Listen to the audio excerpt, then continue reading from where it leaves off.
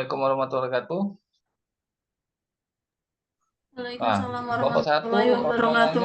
Waalaikumsalam warahmatullahi wabarakatuh. Bapak ya. Oke. Ini be. Baru beli juga yang apa tuh? Zoom yang lebih dari 45 menit. Dulu enak dulu pakai itu. Baru beli lagi. Nah, yang ini belum sempat pakai karena olah setting yang ini. Paling minggu depan lah. Ini kelompok satu siapa nih? Jelasin lah ya. Olah relasi legislatif dan eksekutif. Nah, kelompok satu siapa beda?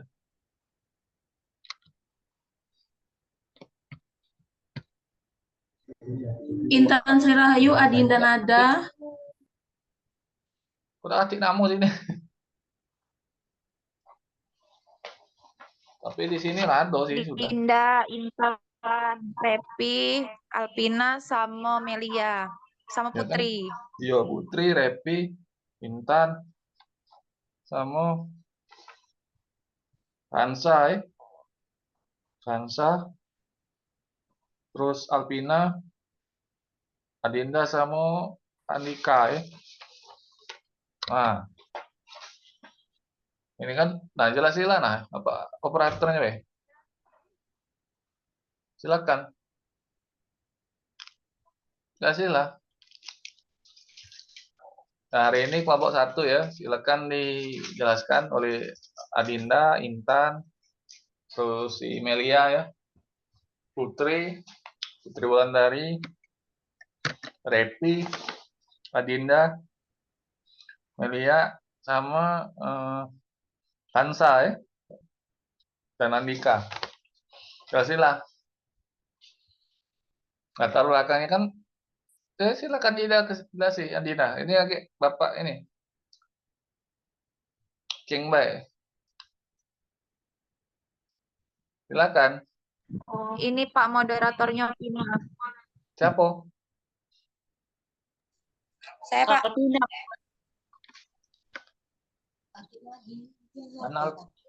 Silakan. Saya Pak. Assalamualaikum warahmatullahi wabarakatuh. Waalaikumsalam warahmatullahi wabarakatuh. Habis sholat. Assalamualaikum warahmatullahi.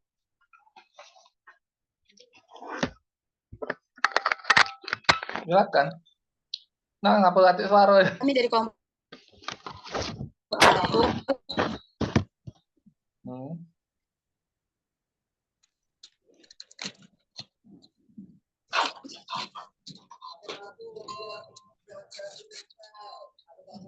Kami dari kelompok satu ingin mempresentasikan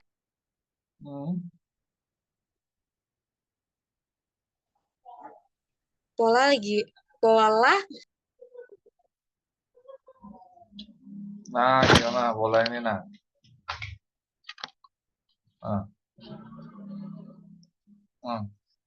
Pola relasi legislatif dan eksekutif. Terus next Bay ngomongnya kalau nak ganti slide. Ayo. Materi pertama yang akan disampaikan oleh Melia Lestami. Kalau ganti slide next ya. Ya itu. Baiklah, sekian terima kasih kepada moderator. Perkenalkan sebelumnya nama saya Melia Lestami. Di sini saya akan membacakan materi yang pertama, yakni adanya latar belakang. Sejak dilakukannya pemilihan anggota legislatif dan pemilihan presiden secara langsung oleh rakyat pada tahun 2004, Indonesia mengadopsi sistem pemerintahan presidensial dengan sistem multipartai. Terkait dengan kehadiran partai politik di parlemen, pada tahun 2004 dari 24 partai politik yang mengikuti pemilu, terdapat 16 partai politik yang berhasil mendapatkan kursi di Dewan Perwakilan Rakyat atau DPR. Baiklah, sekian terima kasih. Saya kembalikan ke moderator. Baiklah, materi selanjutnya akan disampaikan oleh Intan.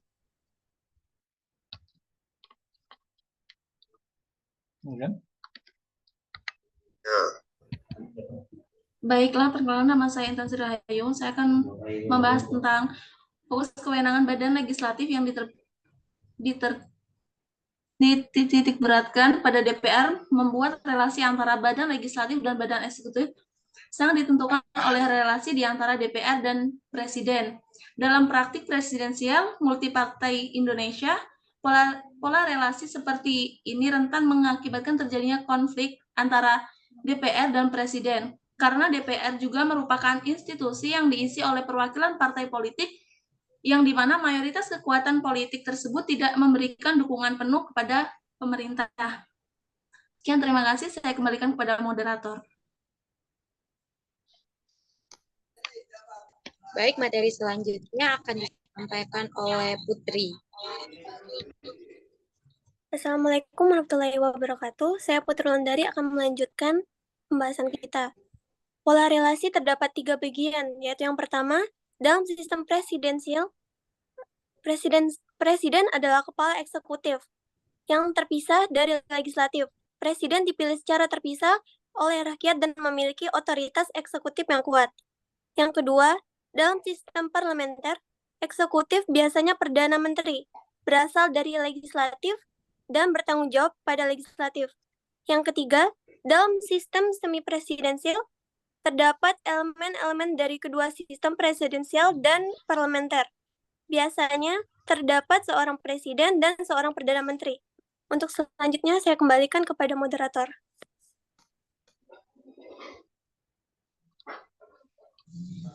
Materi terakhir akan disampaikan oleh Indika Rio.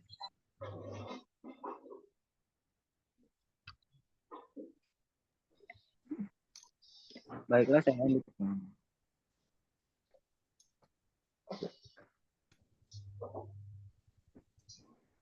Baiklah, saya akan menjelaskan tentang pola interaksi non-decisional asosiatif. Pola interaksi model non-decisional making merupakan bentuk pertemuan antara institusi eksekutif dan legislatif untuk menggunakan kekuasaan wewenang ataupun sumber daya yang dimiliki dalam rangka untuk mempengaruhi pengambilan keputusan, baik menyangkut substansial maupun konteks APBD Kabupaten Anggaran 2015. Pola interaksi sistemik asosiasi. Pola interaksi sistemik merupakan mode relasi antara eksekutif dan legislatif, sangat dipengaruhi oleh sistem politik, ekonomi, dan sosial. Udah. Baiklah, sekian. Nah, kalau bagi ada yang mau nanya, silakan ya, tanya temennya yang hari ini tampil. Mungkinan minggu depan. Itu Silakan. Nah, supaya. Apakah ada yang ingin bertanya? Yorisma, silakan. Izin bertanya. Minggu. Assalamualaikum warahmatullahi wabarakatuh. Perkenalkan, nama saya Risma Yasari. Tadi kan kelompok kalian kan menjelaskan tentang sistem pemerintahan presidensial. Nah, sistem pemerintahan presidensial adalah di mana kekuasaan eksekutif dan legislatif tidak bisa saling menjatuhkan. Mengapa diartikan demikian? Nah, dan pertanyaannya, apakah eksekutif dapat bertanggung jawab terhadap legislatif? Terima kasih.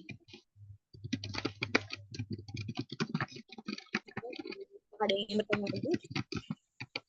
Aku dong. Izin bertanya. Assalamualaikum warahmatullahi wabarakatuh. Sebelumnya perkenalkan, saya Amelia Cahyanti. Izin bertanya kepada kelompok 1. Mengapa kekuasaan diperlukan untuk mempengaruhi kebijakan politik seperti halnya relasi pada anggota legislatif dan eksekutif? Dan jelaskan bagaimana pendapat kelompok kalian. Terima kasih. Ulangi dulu pertanyaannya deh. Ulangi pertanyaannya.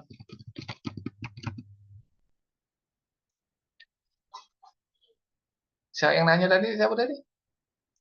Amel. Bentar Pak, bentar. Banyak motor lewat. Pertanyaannya, mengapa kekuasaan diperlukan untuk mempengaruhi kebijakan politik, seperti halnya relasi pada anggota legislatif dan eksekutif. Jelaskan bagaimana pendapat kelompok kalian. Pelan, Bay. Mempengaruhi kebijakan politik. Iya, Pak. Mengapa kekuasaan diperlukan untuk mempengaruhi kebijakan politik, seperti halnya relasi pada legislatif dan eksekutif.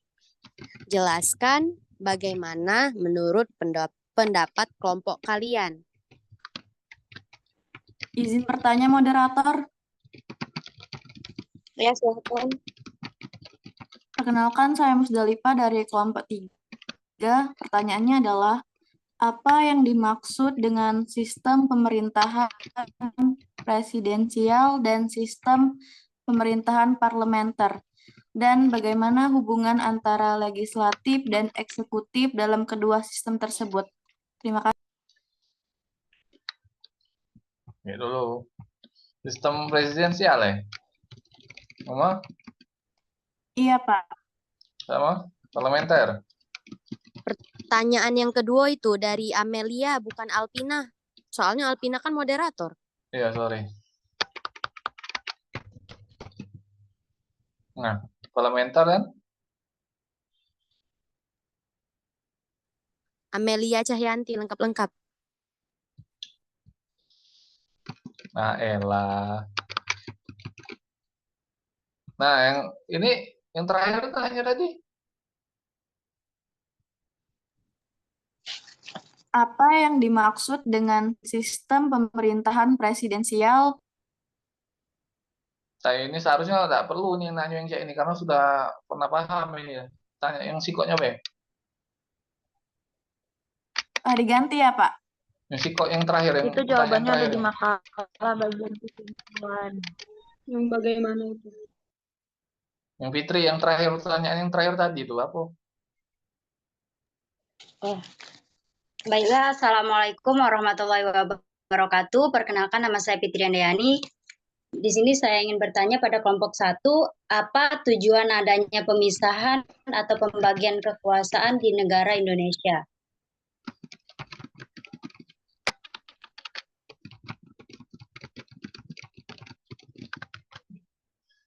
Silakan dijawab ya kelompok 1.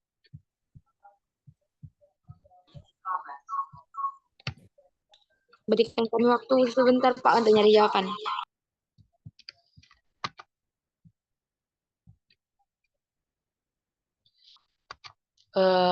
Izin moderator, apakah boleh langsung menjawab pertanyaan dari Risma Yasari? Ya, silahkan. Baik, terima kasih kepada moderator. Kan pertanyaan dari Risma Yasari tadi, apakah eksekutif itu dapat bertanggung jawab terhadap legislatif? Itu sama halnya dengan pertanyaan dari saudari sebelumnya yang tidak boleh ditanya oleh Bapak tadi, yang tidak disuruh tadi, itu kan sudah ada di makalah sebelumnya. Terus, mengapa sih, apakah eksekutif dapat bertanggung jawab terhadap legislatif? Benar. Yang dimaksud eksekutif dapat bertanggung jawab terhadap legislatif adalah sistem pemerintahan parlementer, di mana sistem ini pemerintahannya eksekutif bertanggung jawab terhadap legislatif. Kemudian sistem yang eksekutifnya tidak harus bertanggung jawab terhadap legislatif itu namanya sistem pemerintahan presidensial. Baik, sekian, terima kasih. Saya kembalikan ke moderator.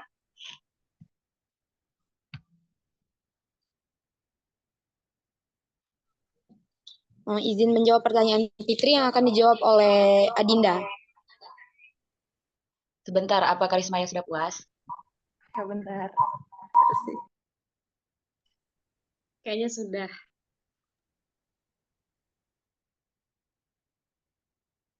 Silakan ya, tanya lagi. Nggak ini, jawab. Langsung aja, Pak, ya, pertanyaan Ya, Fitri. Tolong kecil sedikit. Baik, tadi pertanyaannya, apa tujuan adanya pemisahan atau pembagian kekuasaan di negara Indonesia? Jawabannya, tujuan adanya pemisahan kekuasaan ini juga agar setiap organ negara memegang kekuasaan yang dipegang oleh orang yang tepat. Melalui kerjasama, maka mekanisme pembagian kekuasaan yang dilaksanakan di Indonesia ini dapat memberikan fungsi yang lebih baik. Yang mana pembagian kekuasaan secara horizontal, yaitu pembagian kekuasaan menurut fungsi lembaga-lembaga tertentu, legislatif, eksekutif, dan yudikatif. Bagaimana Saudara Fitri? Apakah sudah jelas? Baik, terima kasih, cukup jelas. Andinda, itu jawabannya nanti bisa dikirim nggak? Bisa. Ya, baik, terima Siap, kasih. aja. Ya. Permisi Pak, ini Ainurida sama Devinda belum masuk Pak, belum JCC Pak.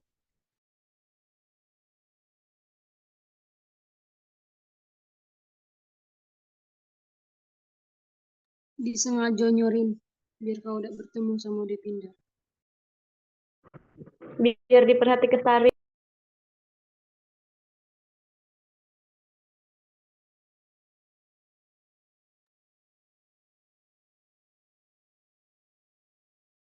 Ya, semoga malam ini tidak nyenyak ya. Amelia.